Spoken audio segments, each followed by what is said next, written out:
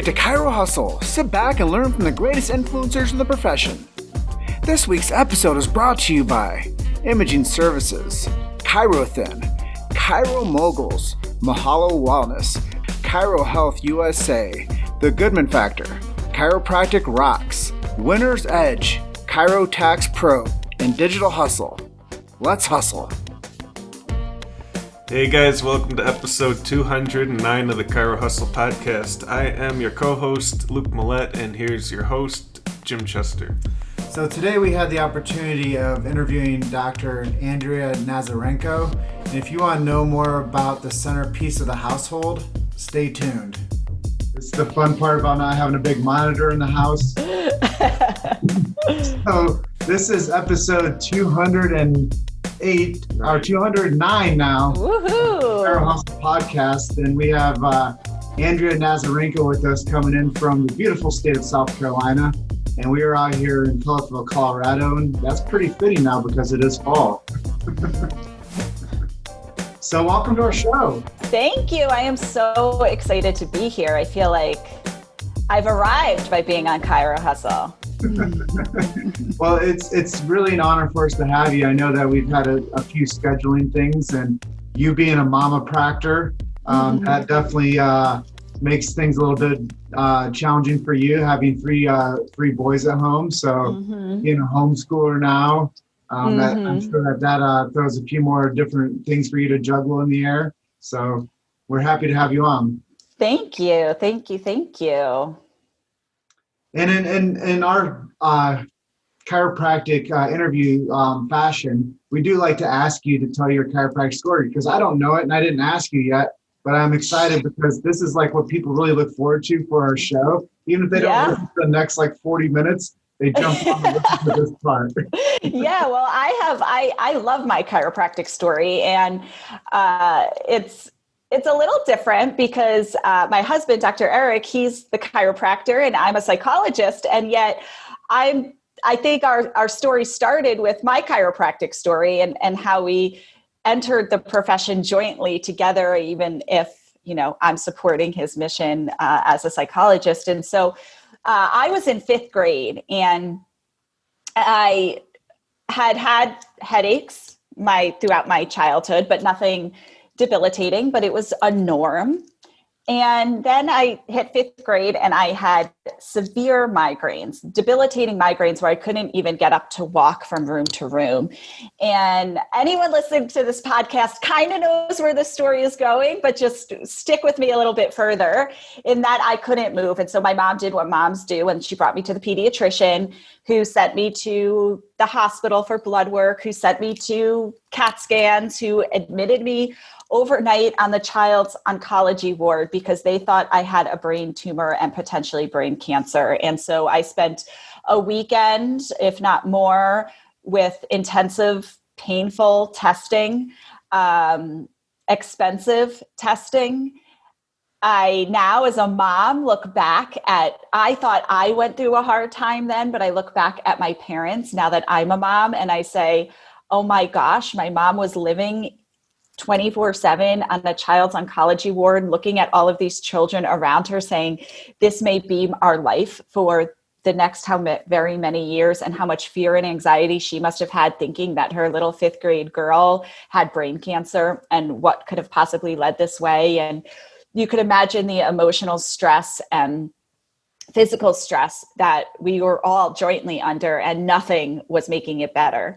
And after all of this really expensive, really invasive, really painful testing, I could remember this distinct moment where the doctors walked in and they said to my mom and me and my dad, we got the MRIs back and we got all this testing back and we don't see anything. So take 4 extra strength Tylenol when a headache comes on. And my mom looked at them and said, how could this be? This makes no sense. And they said, well, does it run in the family? And she said, no one in the family has ever experienced anything like this before. And his response was, well, it's hereditary. And so basically call me in the morning. Well, that got us nowhere, as you could imagine. And so we left after all of that with less information than we started with. And if there's ever a moment where you stare something in the face and say, you're supposed to be there to help my daughter. I mean, we were not at a little rinky-dink hospital. We were at a university training facility. We were at a really top of the line facility for children's cancer. And they couldn't find any reason why I was debilitated for 10 days because of these migraines. And so somebody said to us, why don't you go to a chiropractor? We've never thought of chiropractic before, done anything related to chiropractic. And so what else did we have to lose?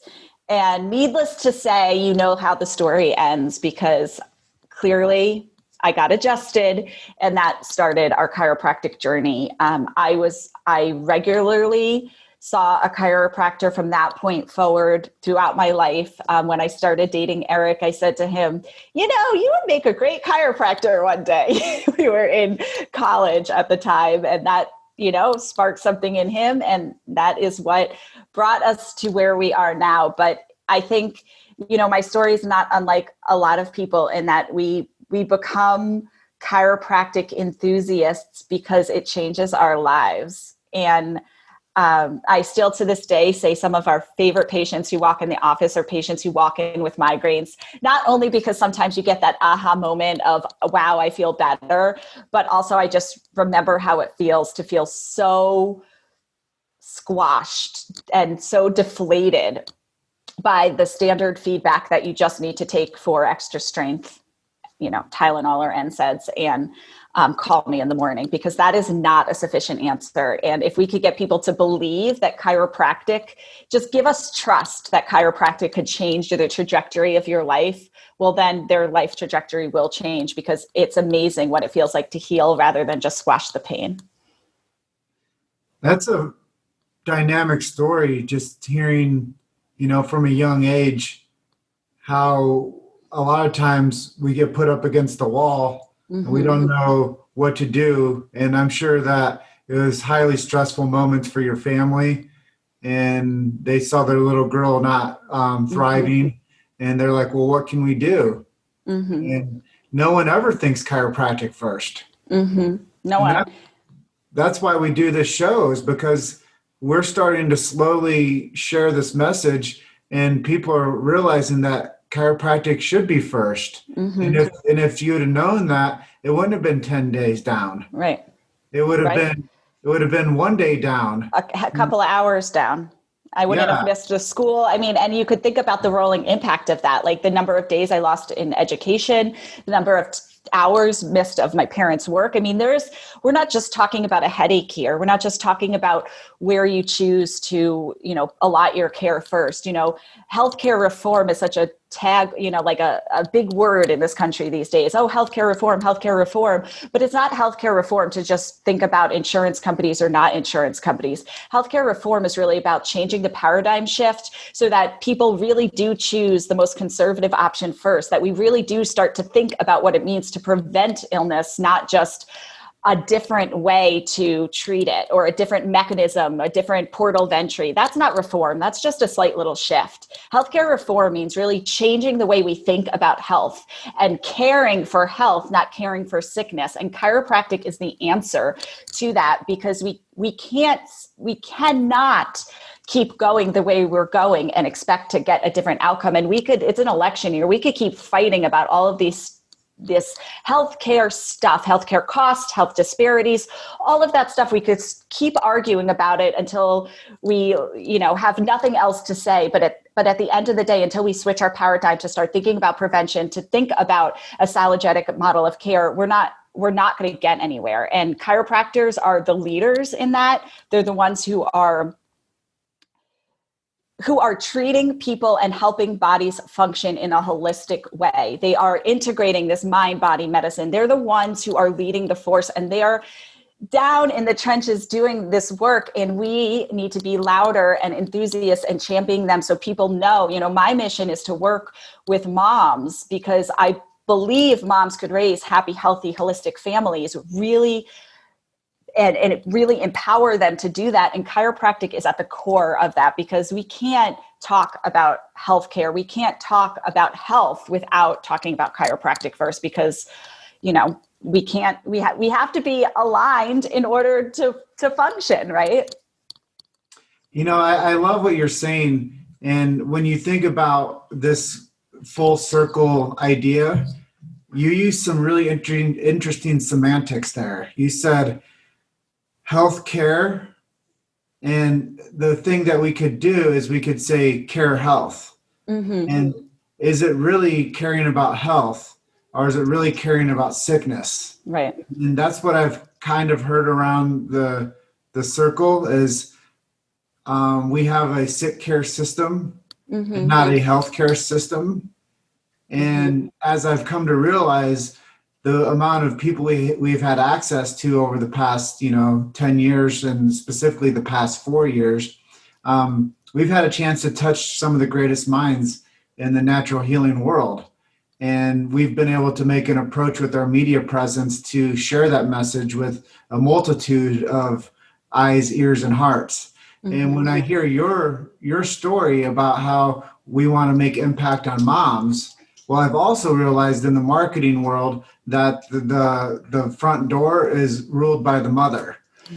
And what goes onto the table is ruled by the mother. And what gets picked up at the grocery store is ruled by the mother. And even the decisions for the male counterpart is typically ruled by the mother.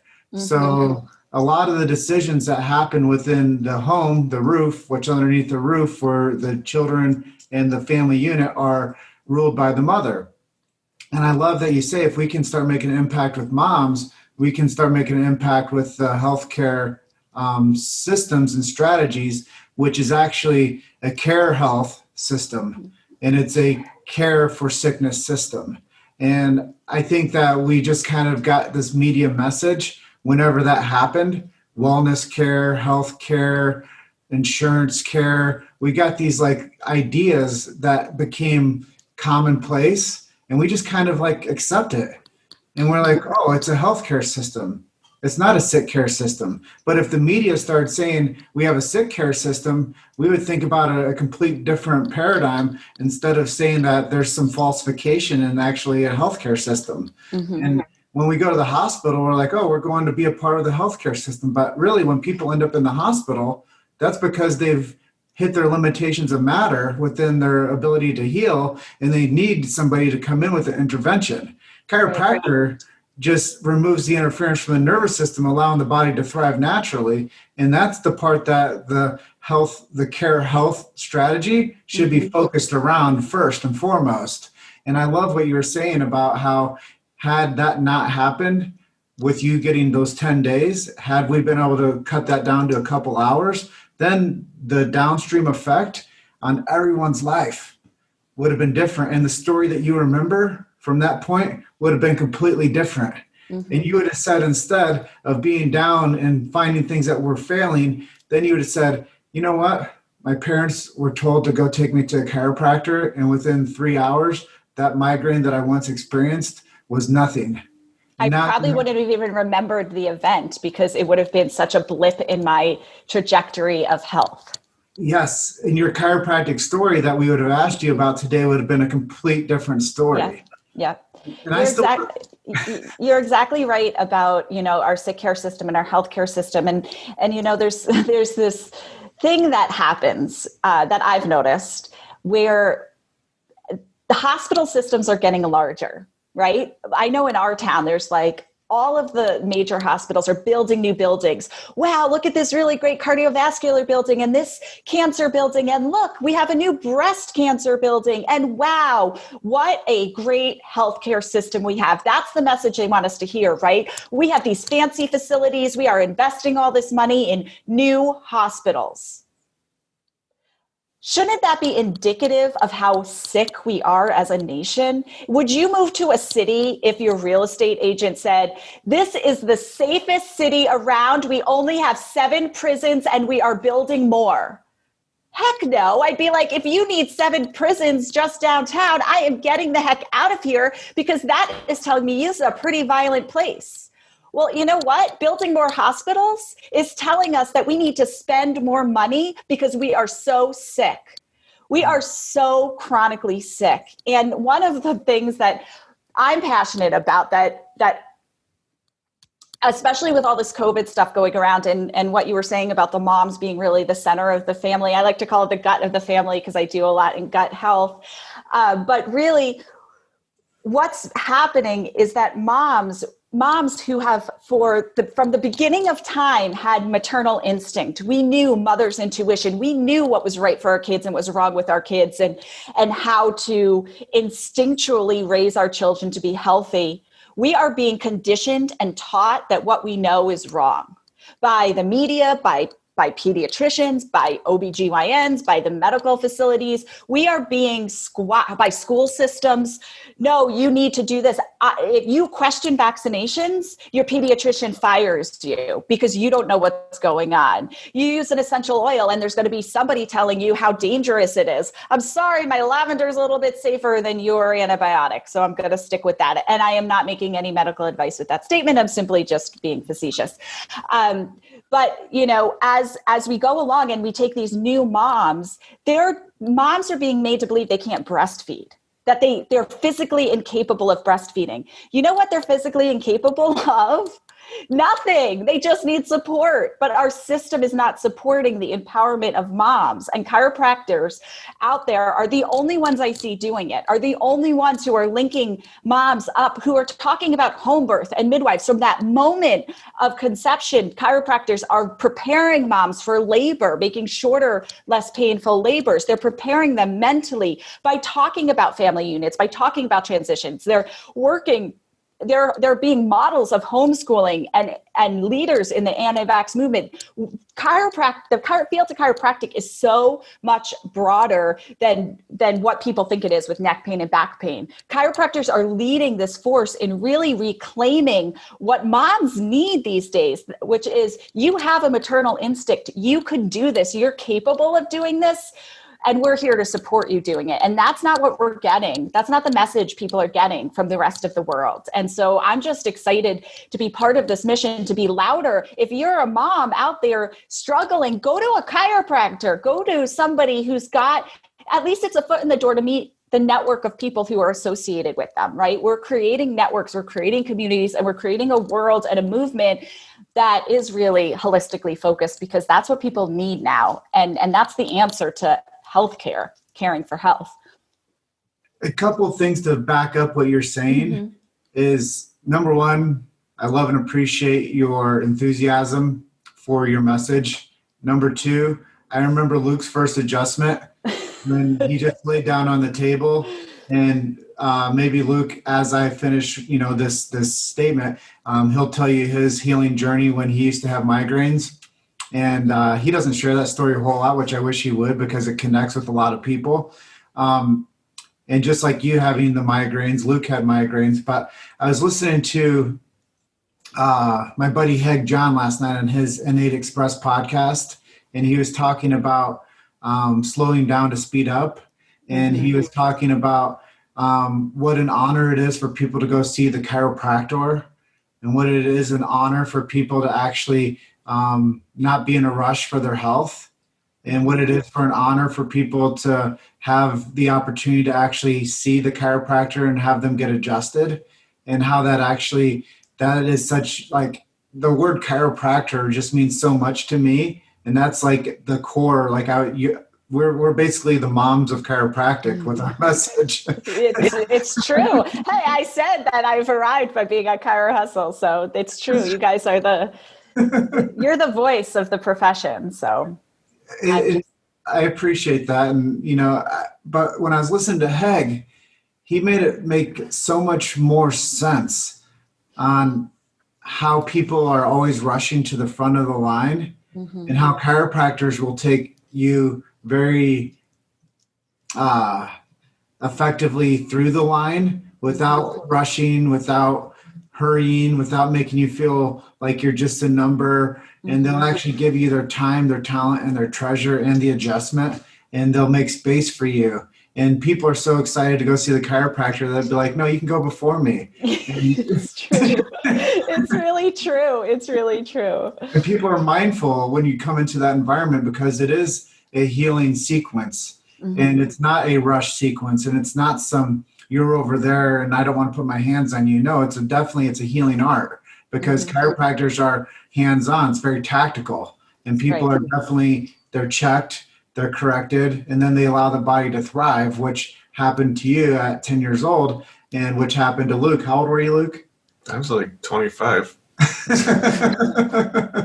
So if you would tell her your story about when you first got adjusted. So it was typical growing up to at least have a migraine once a week, if not, daily. Right. And, I just thought it was normal. And then I started working with Jim, and we went and I got my first adjustment, and I could just already tell that I had them a lot less. And then now I just don't have them anymore. Your statement about I just thought they were normal is something that resonates with me so strongly because I hear that all the time. People will reach out to me and say, well, a lot of times people reach out to me because they are looking for a natural solution to their headache, not necessarily knowing that chiropractic is the answer, but just knowing that I have a different toolkit. I don't take NSAIDs. I don't take any drugs. So looking for that, well, what do you do when you get a headache? And the answer is never, they usually have a headache at that moment. And the answer is never really satisfactory to them because it's like, well, I get adjusted and then these other things may help, but the adjustment's the thing that's key. But, in our practice, what we do, our motto, one of the things we say all the time is we're making wellness the norm. And it's something that is integrated into everything we do in our practice, because what you just said about, I just thought that was the norm, that people live with headaches every day. I hear that all the time. And when I think about my little kids growing up, gosh, what a scary world it is to grow up. And for us, headaches is the norm. For them, you walk into a school's nurse's office and the back wall is filled with like anti-seizure medications, Ritalin, every single drug you could imagine on the wall that are serious drugs. Like last time I was in there, I even saw like antipsychotic type things. Like they're not light drugs that are in those school nurse's office, which is just indicative of how chronically sick these kids are. And so for our children right now, their norm is going to become chronic illness, autoimmunity, obesity. Like this is what our kids are dealing with. So while it's terrible for adults to say, I just thought a headache was the norm, that's terrible. But to think diabetes is the norm, to think that autoimmunity or chronic disease or juvenile cancer is a norm, that's not acceptable to me. And so we need to switch people's thinking. We need to switch moms' thinkings to really believe that wellness is the norm, that the environment. And so within our practice walls, we created the structural environment, like the physical space doesn't look like your standard doctor's office. We have open areas where people could convene, well, before COVID, but where people could naturally convene and talk, where parents could connect with each other. Because like you're saying, Jim, what chiropractors offer is more than just the adjustment, it's the space as well. And so we create community in those walls so that even amongst our networks, the kids who walk in, Eric is a certified pediatric chiropractor. And so we see a lot of families. When the families walk in, they have an opportunity to chat with me, to chat with other moms, for their kids to meet each other. And all of that is reinforcing this notion that wellness and feeling good and being under chiropractic care, that's the norm. That's the normal way of doing things. And if you do anything else, that's not the norm. And so let's be cool, stay in school, right? Let's be cool, stay at the chiropractor because this is the way, this is the norm, this is the normal behavior, not headaches, not chronic disease, chiropractic. Your enthusiasm, no, it's much needed.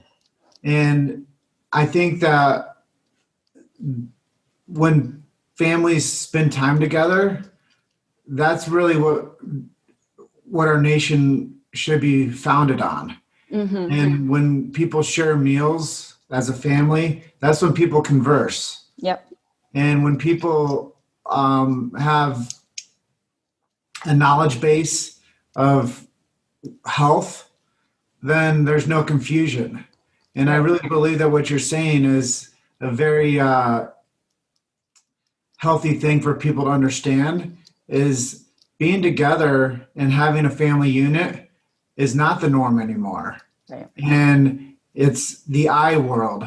My iPad, when it was like the first things were the iPods. Mm-hmm. And there's like this personal programming of it's I and me instead of us and we. Mm-hmm. And we've gone in a direction where we tell everybody it's an individual world, but really it's a family unit. And I think you're so right, is when people get back to a family unit, there's less disease and disconnection, Mm-hmm. and there's more ease and more connection. And I really believe that what you're saying is so true, is when you build the environment, that's what people, I was just at this dinner the other night by myself, and there's this couple there, and they were talking about how it's genes that makes people sick, and it's not toxins. Mm-hmm. And I go, hold on, man. The body, if it becomes too toxic, it starts to have dysfunction in the organ system. And I go, disclaimer, I'm not a doctor, but the body, once it gets too much toxins in it, it becomes sick. And it doesn't matter how good that the secretion of your liver and your gallbladder and your pancreas and all these other organs are working. If you're not living congruent and you're not feeding it good food and you're not getting proper exercise and you're not like thinking good thoughts, then the body gets these stressors known as the 3 T's: thoughts, traumas, and toxins. And I was like, anytime that you hurt yourself, that's apparent. But whenever your organ system isn't functioning right, that's not apparent to you. You don't know that. And I was like, unless you're doing blood work on yourself or going to get blood work like every other month, like you don't know how healthy your blood is or if you're toxic. And anyways, I just kind of let them know that like they also really appreciated my views on chiropractic. But when we started talking about things, like I told them, like the number one doctor is the one inside of you. Right. But if you're not connected to yourself and you know like what's good for you, then you're going to keep on making poor decisions. Mm-hmm. Anyways, I don't know. It's true. I think people don't know what they don't know. And, you know, one of the important things that I try to remember in my messaging and when I'm talking to folks is that everybody out there is trying to do the best that they could do. So even if they believe that genes are the reason why they're suffering and it's not the McDonald's they ate and the fact that they sat in front of the TV, again, of course, I'm being facetious, but, you know, even in the normative daily life of people just sort of trying to eat healthy, trying to exercise, trying to do what we do in our society, people are trying to do the best that they could by and large. But we don't have a system right now that's producing health. We have a system that's producing rot. So it's the verbiage of we don't have a couple bad apples, but the barrel is broken. Our barrel is producing rotten apples. And we need to change the system, and we can't keep blaming the individuals for not knowing. Like that couple was fortunate for whatever synchronicity placed you next to them at that meal, because you were open to having that conversation. You voiced your opinion, and what a shame it would be if we, as the chiropractic profession and all of the allied, you know, all the enthusiasts and champions of chiropractic like you and I, imagine if we didn't open our mouth in that moment. What if we just allowed the mom to say, my baby's colicky, so I'm going to give them some more medications, instead of saying, hey, did you try to go to a chiropractor, right? Or what if someone said, I have a migraine, and you didn't say, have you tried chiropractic? It doesn't take much. They might think you're crazy. They might think you're a loon, but at least we're opening the conversation, because all somebody needs to do is turn on the TV and they're going to get 50 different ads for 50 different prescriptions. And the funding for that marketing is not decreasing anytime soon. You made it to Chiro Hustle. Sit back and learn from the greatest influencers in the profession. This week's episode is brought to you by Imaging Services, Chirothin, Chiro Moguls, Mahalo Wellness, Chiro Health USA, The Goodman Factor, Chiropractic Rocks, Winner's Edge, Chiro Tax Pro, and Digital Hustle. Let's hustle. So the messaging, the public health campaign right now is pharmaceutical advertising, pharmaceutical messaging. And it's really, you know, I know often in this podcast, you talk about where the chiropractic profession will be in 20 years, 30 years, and we're at a pivotal point. And if there's a silver lining with COVID, it's that people's eyes are opening. A lot of people don't trust the COVID vaccine. And if there's anything that's an ally to natural health and to promoting chiropractic and the messages that chiropractors have been promoting all along, that our bodies could heal ourselves, that our immune systems are strong, that we could support immune health by living holistic lifestyles, we have an opportunity to take advantage of that. We are never going to compete with pharmaceutical and medical industry funds. We're never going to compete with that. In terms of research, I'm a researcher. The hardest study I've ever published has been in a chiropractic journal in terms of peer review. That's a different topic for a different day. But sometimes we are cutting off our nose to spite our face, and we can't compete with mega lobbying. We can't. But what we can do is bottom up approaches. So when we talk about system level changes, we could talk about top down being policy and mandates and things like that, right? That's top down. It's a authority figure telling us what to do. But bottom up approaches are more like grassroots, and chiropractors could take hold of grassroots. Chiropractors could take hold of bottom up, because think about one pediatrician's office. If they just say, if you don't vaccinate your child, you have to leave, or I don't think chiropractic is good for kids, chiropractic's not safe, they might get rid of all those people. But if all of the parents suddenly said, I'm going to the chiropractor and it's helping my kid, or I'm starting to question your medicine, I'm starting to question your vaccine, well, then that doctor is going to change, because they can't continue to do their job if everybody else is forcing them in a different way. From the bottom up, we're changing a system. And that is how chiropractors could take the lead in healthcare in future years. If we just continue to take a back seat and allow the medical industry and the medical model and the pharmaceutical industry to take the lead, because they have the money and they have the influence and they have the power and they're sitting in Washington, right? If we continue to do that, we're not going to be the force that we know we could be. But if we continue to talk, I call it a one-legged, I don't call it, a one-legged interview, where you just grab someone at the door and they notice that they're over hand sanitizing their kids, and you say, that's actually not as good. You could, go play in dirt. It's really good to have germs on your hands. If you throw in that implicit messaging all the time, everywhere you go, well, then we're creating change, because we're creating wellness to be a norm. We're creating parents to start thinking about things that they would never have thought about in the past.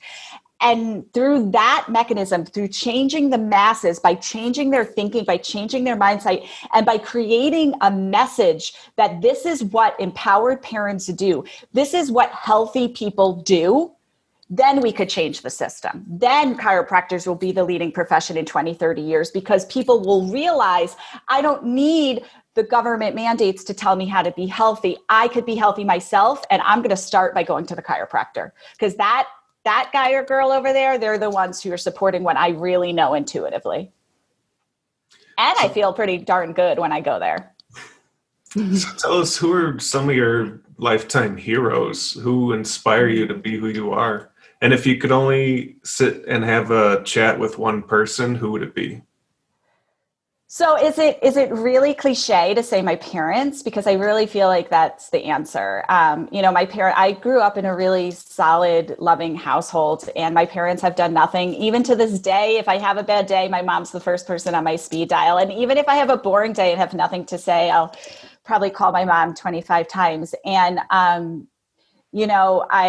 hope one day that my kids look at me and think the same thing. And each day I wake up in the morning and put everything else aside and I pray that one day my kids look at me the same way that I look at my parents, because in terms of support and launching and never being afraid to fall because you're being caught, I think that's the definition of a hero. And I don't need heroes outside my family when I have them within. So those would be my heroes. My person that I would sit and talk to has nothing to do with the chiropractic or healthcare profession at all, but I just feel like his memory's got to be pretty awesome, and that would be John Lennon. Because I feel like if you could tap into any of the Beatles, I guess, like if you could just sit one day and listen to their memories of what happened in these like rare occasions in their life when they were just being four men who played music together, I think there's probably some really cool stories. I know there's probably really cool stories, and I think that would be pretty cool to hear them. So nothing to do with health, but that's who I'd say. Share your cool stories with me. Luke, he made a documentary about the Beatles. Did you? Before I met him, it was his senior project in college. Yeah, it's a short one. I just think there's unique memories in that and feelings and all of that stuff that there's pop stars these days, but it doesn't compare to being a Beatle. So transitioning back into the chiropractic conversation with you, one of those things that would make a huge impact, as you say, your heroes, your parents, and I know that because of who you are, you have relied on your education to formulate the messaging that you have today. Mm-hmm. And I know because of what Luke and I have accomplished with Chiro Hustle is we get a chance to talk to the brightest minds in the world. And we get a chance to interview some of the greatest influencers of our age. And by doing that, I know that a lot goes back to the road of education.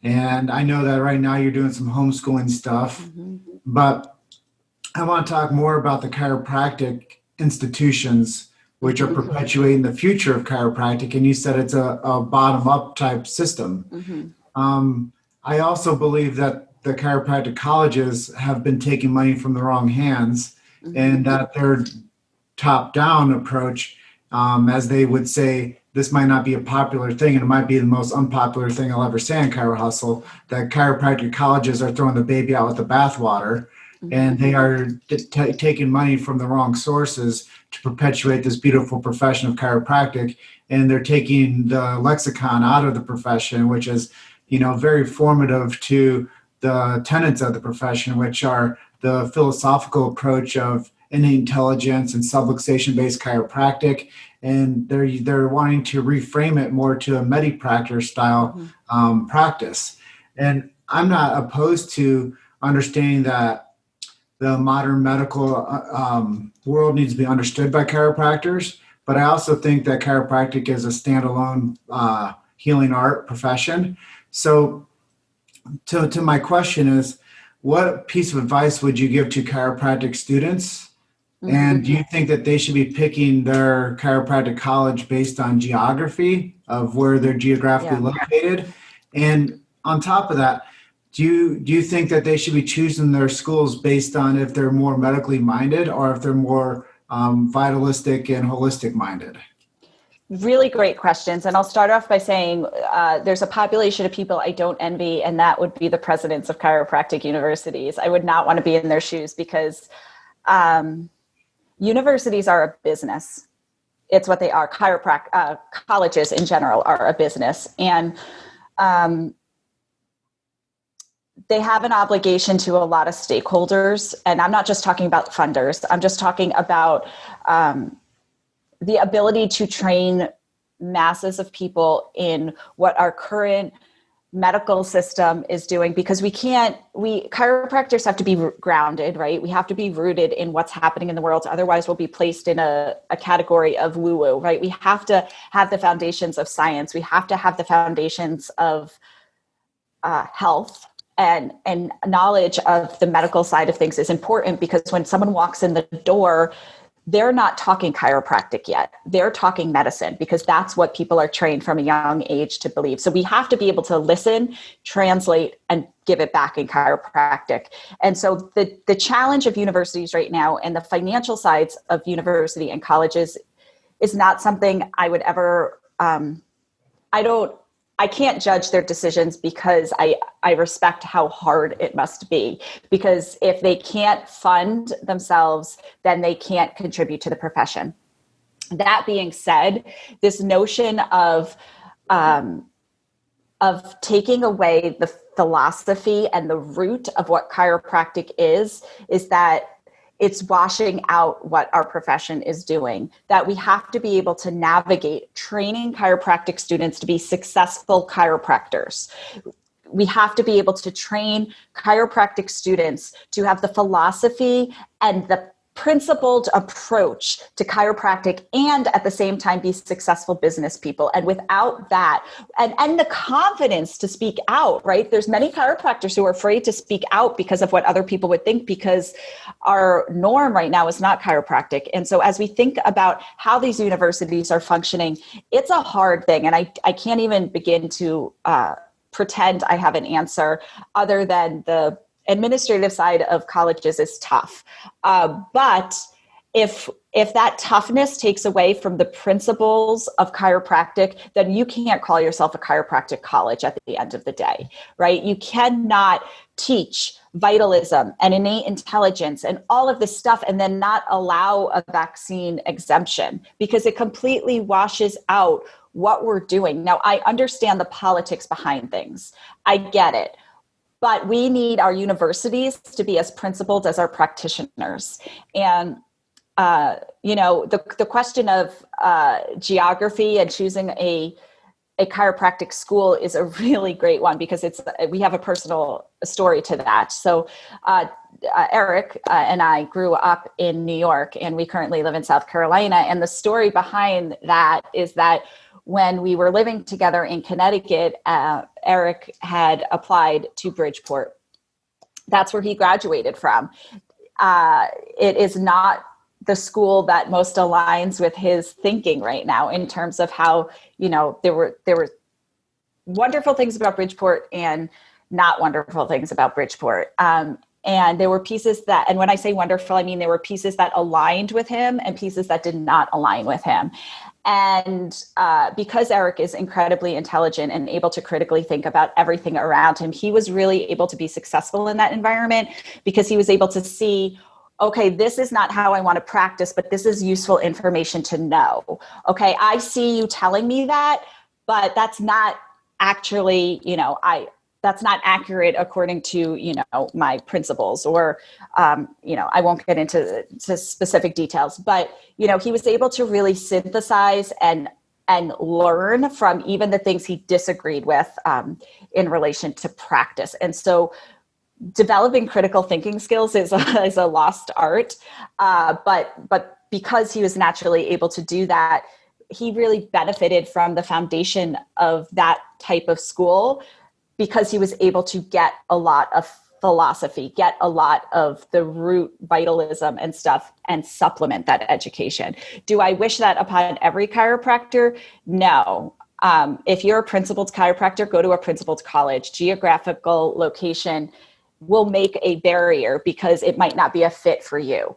Fit and alignment and compatibility with the way you want to practice and what you believe is the answer to being a successful chiropractor. Because if you're working or living in misalignment, physically or mentally, you're not going to thrive. And so if you're in a school where you feel like a salmon swimming upstream, it's not going to work for you. And you need to find that happy medium. Now, Eric chose geographic location because the truth of the matter is, when we started, this chiropractic school journey, and many of you might feel the same way, we weren't a chiropractic family. Our parents were not chiropractors. So we honestly didn't know the difference between, straight and mixers. Like, that wasn't language that the normal population uses. Like, people don't realize that there's this variability in chiropractic education. And so we didn't know it. We didn't even know to ask that question.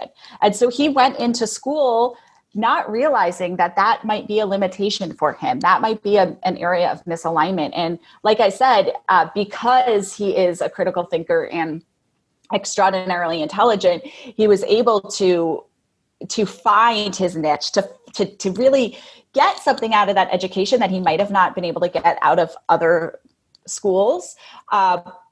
but use that to supplement, his principled approach to chiropractic. And I say that little piece of being able to pull out the value, because I don't want to say that any people need chiropractors. We don't need washed down medical doctors. We need chiropractors.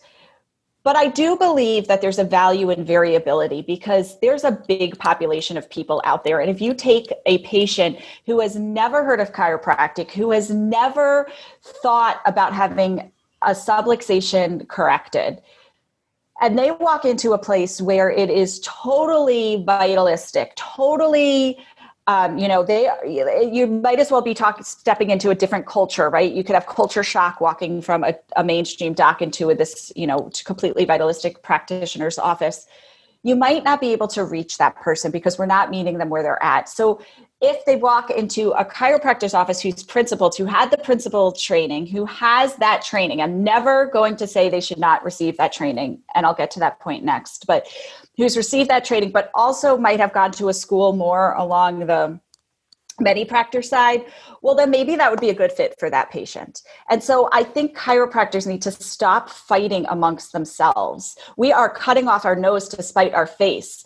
Maybe it's not the way you practice. Maybe it's not best for the profession. I am a, subluxation-based practice advocate. I believe in vitalism. I believe in innate intelligence. I believe that's the way we should be practicing, and that's the way my husband practices. But should we be fighting the chiropractor who's not practicing that way, or should we be fighting the medical industry and the norms in our culture? Because we're not going to get there. We're not going to get there if we fight ourselves. And we need to stop the fighting of ourselves. We need to stop offending ourselves. On Facebook, there are so many groups that are insulting other chiropractors. And I just feel like, could we stop doing that? Because that's not going to move us forward as a profession if we can't even just at least get along a little bit. And respect the work that we're doing. That being said, I just want to say one more snippet about what about the person who wants to be a medipractor. And to that person, if you're listening now, I would say really consider why you're choosing a chiropractic profession. If you want to be a medical doctor, be a medical doctor. Don't choose chiropractic and then want to be an MD. That's inconsistent. That's not authentic. And that's not going to do the profession well. It's not going to do your patients well. And it's not going to do you well. If you want to be a physical therapist, get your physical therapy degree. If you want to be an MD, get your MD. If you want to be a chiropractor, get your chiropractor. Get your DC. Those are three different professions. And you've got to align with the underlying allopathic go MD. Don't be a chiropractor and try to change chiropractic to be more allopathic. That's not going to work. And it's just creating conflict within the profession. If you want to be a physical therapist, be a physical therapist. Don't pretend to be a physical therapist as a chiropractor because you're just whitewashing the field. Choose the degree and the program and the education that fits with what you want to do. And if you don't know what that is, imagine what it would be like to heal a patient. What resources, what tools, how does it feel? What are you doing? How often are you seeing your patients? And what is your underlying core belief about health? And do that internal work to really consider it, and then choose a school. Don't pick a school because it's near you. Don't pick a school because it sounds cool. Don't pick a school because it's the cheapest. Pick a school, first figure out what you want to be, and then find the school that fits that.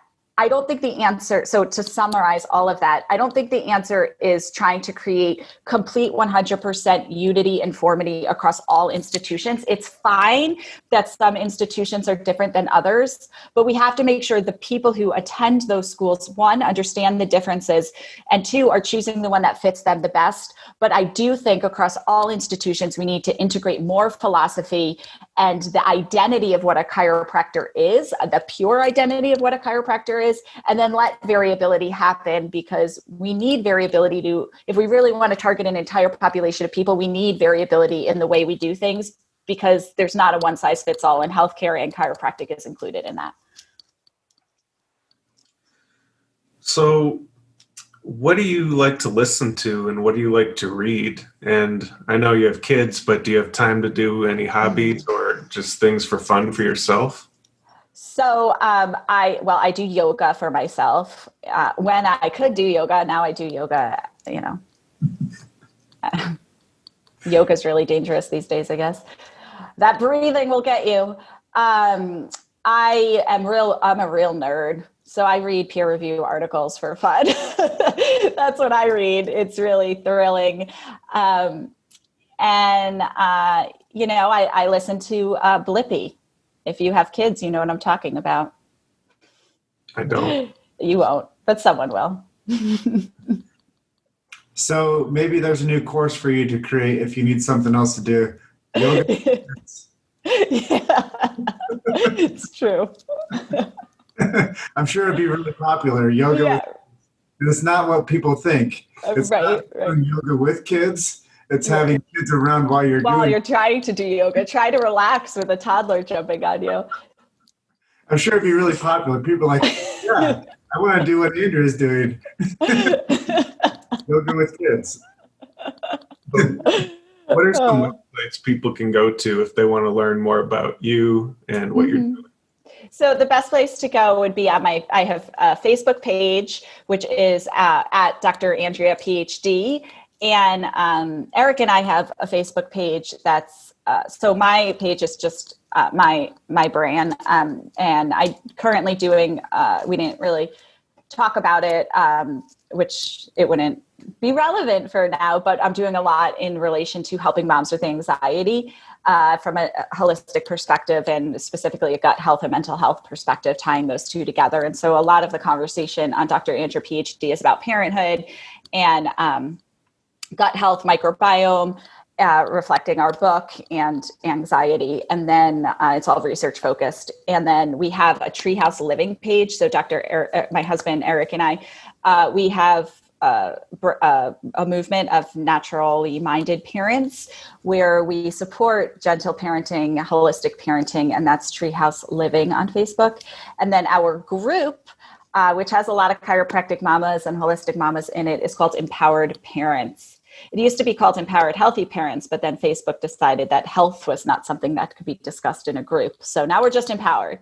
So Empowered Parents on Facebook. Those are the best places to find me. And I'm really active on those. So if anything else pops up, I'm on some other platforms as well, but not nearly as much as Facebook. Well, thank you for being so enthusiastic with your positive messaging today. And it's brilliant to share your story with the chiropractic world as an advocate and as somebody that's really interested in seeing more healthy families. And I acknowledge you for being such a positive influence to not only your family, but the world family. And I think that people need good resources and they need good direction.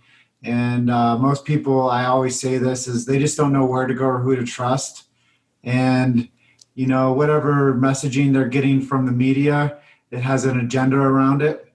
And I do think that what you said is very vital when it comes to the education resources that people are able to receive, is that we need to talk about what the life of a chiropractor looks like before somebody decides that that's what they want. Mm-hmm. We need to talk about what the entailments are with the program before that's what somebody decides that they're going to enter into. Mm-hmm. And, you know, your information on being the wife of a chiropractor and being an educator and a PhD and an author and all these amazing things that you're able to accomplish and supporting other people and raising a family at the same time. I think that what people are going to realize from this episode is that there is the power of one. And if somebody is able to go out there and change themselves, they can change the world. And I acknowledge you for that, as well as by showing up, you are able to share your message with so many other people that will be attracted to that type of power. I think what you're doing is very powerful, and it's not just something that I'm just like, you're not just talking just to talk, you're talking from experience. And to be able to talk from experience and to formulate, you know, like you said, we need more critical thinking. Well, this is the proof of deep-rooted critical thinking, is this interview with you today. And I just thank you for being so open and honest with our audience today and sharing your truths and your why. And we just want you to have a wonderful rest of your day, and we look forward to connecting with you soon. Thank you so much. It's been an honor to be on, and I had a really good time, and I always enjoy whenever I could connect with you, Jim, so and Luke. So thank you very much for having me. It was nice talking to you today, and yeah, this was a good one. We'll talk to you soon. Thank you. Bye. Thanks for listening to Chiro Hustle. Don't forget to subscribe and check back next week to continue hustling.